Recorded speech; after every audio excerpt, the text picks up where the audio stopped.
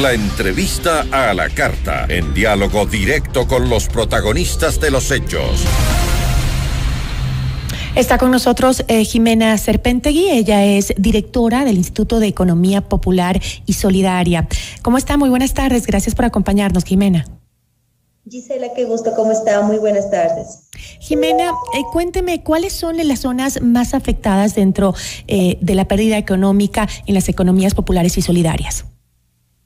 Mira, estimada Gisela, nosotros estamos actuando como Instituto Nacional de Economía Popular y Solidaria a nivel nacional. Tenemos zonas en donde realmente hemos visto una afección sumamente complicada. La zona 1, por ejemplo, es una zona bastante afectada. La zona 3, en donde justamente está toda la parte sierra centro del país, y en este momento prácticamente todo lo que es del distrito metropolitano de Quito. Son las zonas más afectadas, en donde hemos visto más perjuicio para nuestras organizaciones. ¿Y cuáles son justamente esas actividades comerciales de ese sector de la economía que han perdido más?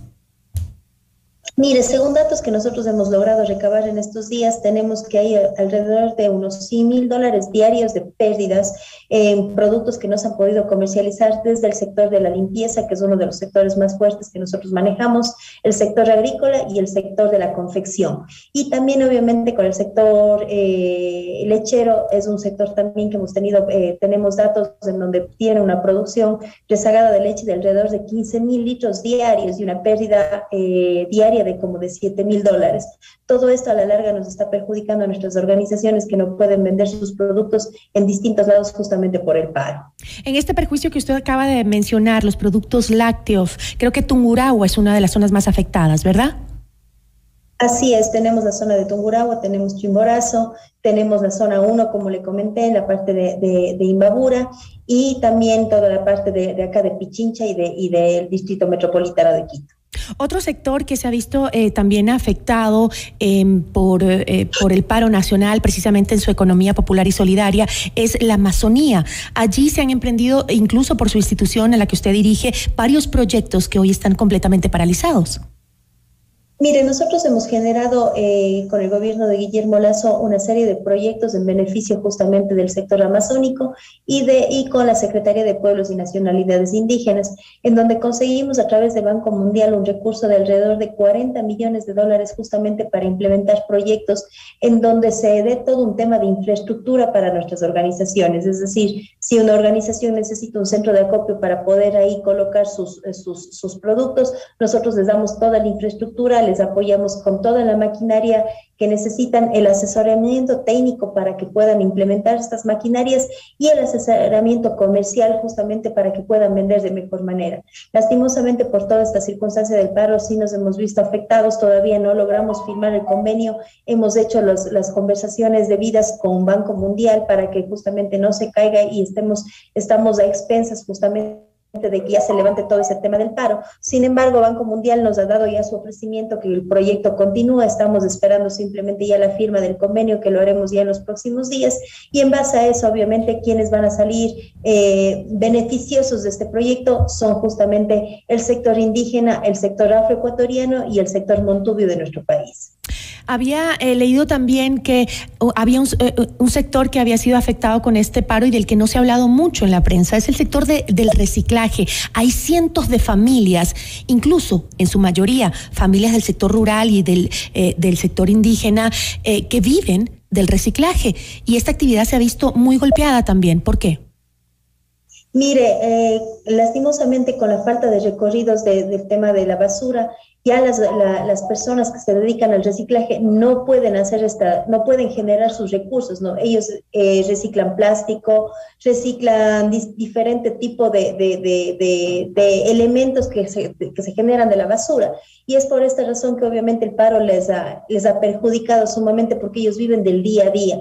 Nosotros estamos trabajando con el Ministerio de Inclusión Económica y Social justamente en un tema de reciclaje. Esperemos que en los próximos días ya con se solucionen todos estos temas que en este momento tenemos los problemas a nivel de país, y ya con eso podemos reactivar todo este tema de reciclaje que es muy necesario para nuestro país.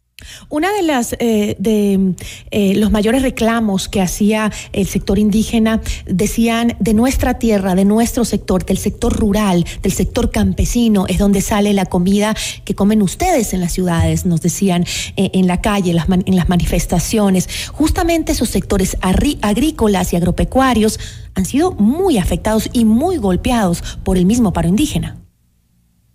Así es, mire, nosotros en el recorrido ya estoy yo como 8 meses más o menos aquí liderando el Instituto de Economía Popular y Solidaria y nos hemos recorrido diferentes zonas del país en donde hemos conversado con diferentes organizaciones de la economía popular y solidaria, que no son lo mismo que organizaciones sociales o organizaciones gremiales, ¿no? Sino más bien es un grupo de personas que se han unido para poder comercializar, para poder producir, para poder vender sus productos de manera conjunta y obviamente alcanzar volúmenes, prevaleciendo el capital humano antes que el capital monetario, ¿no? Y obviamente buscando un bien común, que en este caso es la sostenibilidad de sus familias. Nosotros tenemos el caso, por ejemplo, de muchas organizaciones que tienen, en su mayoría, son conformadas por mujeres y que lastimosamente ellas han sido violentadas en alguna etapa de su vida y que gracias a lo que tiene en este momento su organización de la economía popular y solidaria, este momento ya tienen un sustento. En base a eso, nosotros hemos realizado algunas conversaciones con distintos sectores de la economía popular y solidaria. Y realmente cuando hemos visitado territorio, efectivamente no tienen una producción, saben el tipo de producto que lo realizan, y nosotros como instituto, ¿qué es lo que estamos tratando de hacer? Ayudarles a estas organizaciones que puedan llegar a alcanzar volúmenes que no lo pueden hacer por sí solos y a su vez que puedan acceder a mercados. Tenemos hecho acuerdos con supermercados a nivel de todo el país, tenemos hecho acuerdos para que también los productores puedan vender sus productos en el sector público y a su vez también que se puedan internacionalizar. Pero a su vez tenemos que enfocarles bien de acuerdo a la demanda existente, porque lastimosamente a veces hay una sobreproducción de ciertos productos, porque claro, saben producir, pero lo estrictamente necesario, ¿no? Y nosotros lo que hemos tratado de hacer es que se haga un enlace entre la demanda existente con la oferta que existe, para que en base a eso nuestros productores sepan cómo tienen que vender.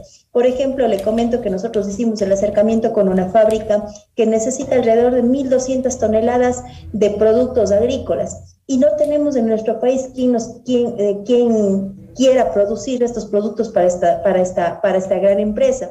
Ellos producen jugos, producen energizantes y realmente cuando vamos a las organizaciones, a veces ellas nos dicen, no, es que nosotros queremos vender en el mercado, no, es que nosotros queremos vender la fruta de cierta manera, y no se dan cuenta que a veces dando un valor agregado pueden alcanzar mejores ganancias como tal.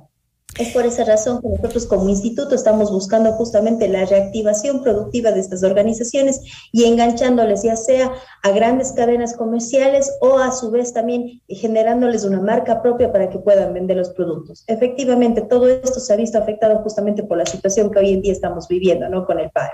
Esos son los proyectos que nos van a sacar de la pobreza, de los niveles de pobreza que justamente están más en el campo, en la zona rural, en los sectores indígenas, que eso sí es la necesidad que tenemos que enfocar los esfuerzos justamente. Ahora, según leía yo que como consecuencia de la pandemia, las cifras de pobreza y pobreza extrema se dispararon en el Ecuador. Según reportes incluso del Instituto Nacional de Estadísticas y Censos, el 32.2% de los ecuatorianos es pobre, es decir, vive con apenas $2.82 al día. Y no se diga en el sector de pobreza extrema, ¿no? ¿Cómo va a cambiar esa situación en esos sectores después de esta paralización? Mire, le comento que nosotros con el Ministerio de Inclusión Económica y Social estamos generando un proyecto de impulso a todos los temas de emprendimiento que se van generando. Dese cuenta que nosotros trabajamos a través de contratación pública con centros de desarrollo infantil, que está a cargo del Ministerio de Inclusión Económica y Social.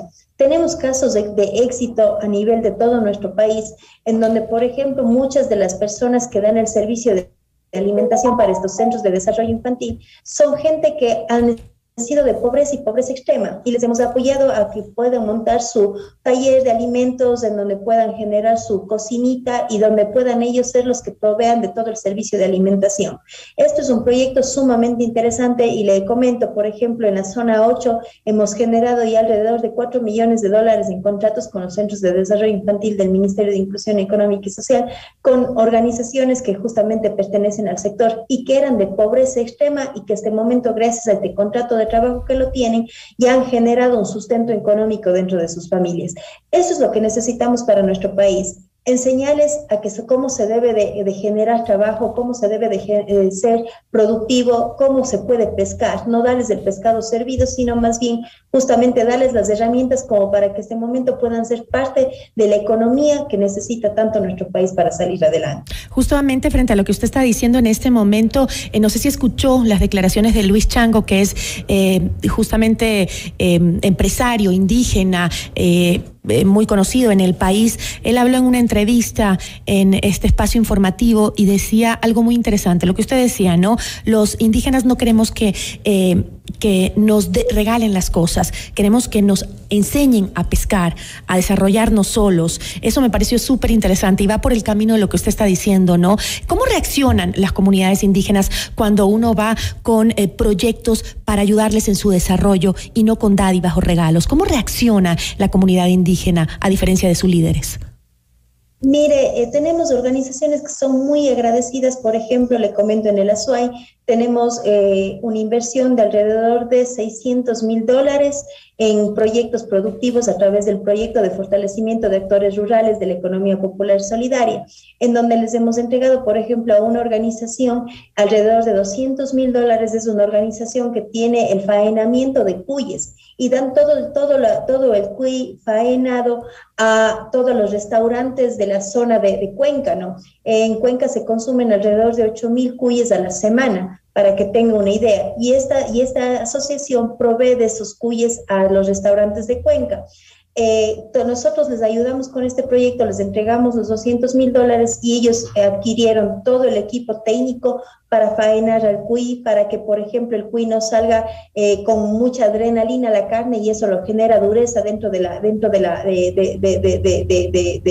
su carne, digamos así, del cuy. Y esto a la larga ayuda para que mejoren las técnicas y que sean más eficientes y que tengan una mejor calidad del producto. Les hemos apoyado con toda la infraestructura para el centro de acopio, les hemos apoyado con todas las maquinarias que necesitan. Necesitan un camión, les estamos entregando el camión a través del proyecto para que con eso puedan ellos entregar los cuyes en los distintos restaurantes que se solicitan, y eso a la larga es una ayuda que la gente valora muchísimo, porque no les estamos dando un bono, no les estamos dando,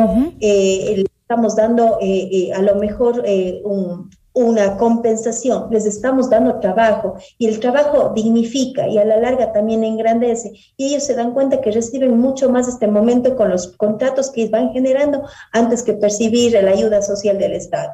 Qué interesante, ¿no? Qué interesante, comparando con lo que justamente dice Luis Chango, que de verdad que quiero recalcarlo y volverlo a decir. Luis Chango es empresario y presidente de Mushuk Runa, es indígena, y él mencionaba que no está de acuerdo con los subsidios a los combustibles que pide la CONAIE. Él dice justamente lo que usted acaba de decir, mire, dice, queremos proyectos de desarrollo exitosos que nos den en las comunidades para poder desarrollarnos. No queremos 10 centavos menos en el costo de la gasolina, queremos desarrollo. Eso es lo que queremos los pueblos indígenas y eso es lo que realmente necesitan las bases. Generalmente también decía, los dirigentes de la CONAIE lo que quieren son cargos públicos, no el desarrollo de los pueblos y comunidades indígenas. Qué bueno que estos proyectos se estén desarrollando. Sí. Pertenece al sector de la economía popular solidaria del sector financiero. La economía popular se divide en dos sectores, ¿no? El real y el financiero, en donde están todas las cooperativas de ahorro y crédito, que es la parte financiera. Y el sector real es donde están todas las organizaciones que son productivas, que son comerciales, que tienen servicios de limpieza, por ejemplo. Todas esas son las que nosotros como instituto manejamos. Pero efectivamente la gente lo que quiere realmente es trabajo. La gente lo que quiere es salir adelante por sus propios medios, y si nosotros podemos ayudarles, cuenten con nosotros como instituto, porque para eso estamos, para articular. ¿Qué presupuesto tiene, Jimena, el instituto? Popular Solidaria.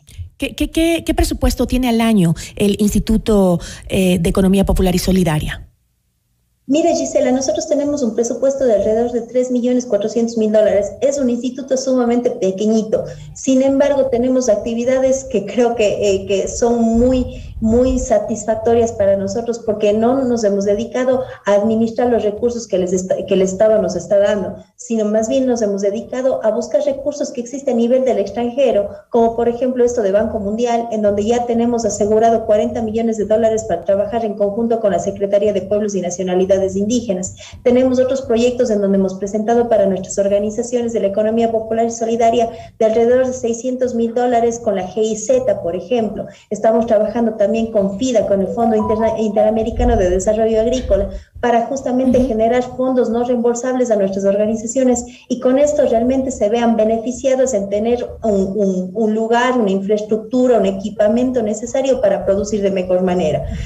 Fácil hubiera sido, como le digo, nosotros dedicarnos a administrar lo que tenemos y no generar ningún resultado, pero creo que ahí está la voluntad del equipo de trabajo, la voluntad del ministro Esteban Bernal, que nos está apoyando muchísimo porque somos una institución adscrita al Ministerio de Inclusión Económica y Social, en donde realmente hemos buscado gestionar estos recursos que hay en cantidades gigantescas a nivel internacional y que lastimosamente no se estaban canalizando. Es que por ahí es donde debería ir la petición de los dirigentes del movimiento indígena. Le preguntaba cuál es el presupuesto con el que cuenta el Instituto de Economía Popular y Solidaria, no para saber cómo lo administra, sino porque por ahí debería ir el pedido de las comunidades hacia...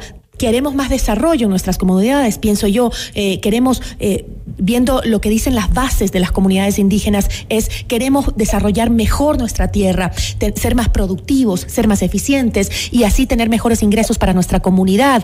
Y por otro lado están aquí ahora en las calles exigiendo que se pare la industria petrolera, que por otro lado se den más subsidios a los combustibles sabiendo el daño a la economía que nos hace eso, ¿no? Por ahí está el desarrollo de los pueblos indígenas, pero al parecer eso no está en la agenda de la CONAIE, ¿no? Eso lo dijo el mismo también representantes de otros sectores del movimiento indígena que están viendo realmente por sus bases. Yo le agradezco mucho, Jimena, interesante conversar con usted y esperemos que en base a lo que nos está pasando el día de hoy se ponga más atención a estos sectores que desarrollan justamente nuestro campo, nuestro sector agrícola, nuestro sector rural. Gracias. Gisela, de parte de nosotros, total apoyo siempre a todos los sectores. Creo que somos 17 millones de ecuatorianos y nosotros estamos dispuestos a trabajar con cada una de las personas que conformen el sector de la economía popular y solidaria para sacar adelante el país. Creo que en este momento necesitamos unirnos antes que dividirnos y separarnos y buscar culpables en esta situación. Muchísimas gracias. Jimena Sempertegui, directora del Instituto de Economía Popular y Solidaria.